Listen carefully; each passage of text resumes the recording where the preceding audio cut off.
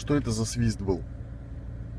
И он с периодичностью раз в 15, в 20, 30 секунд появляется и исчезает. С вентилятором печки это никак не связано. Вот он тихо где-то подшуршивает, а потом громче.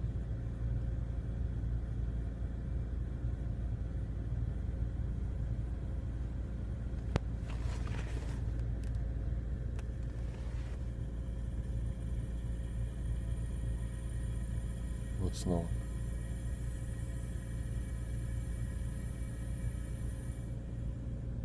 Ну и попутно такой вопрос. Почему не закрывается пепельница? Где там какая-то щелка или что?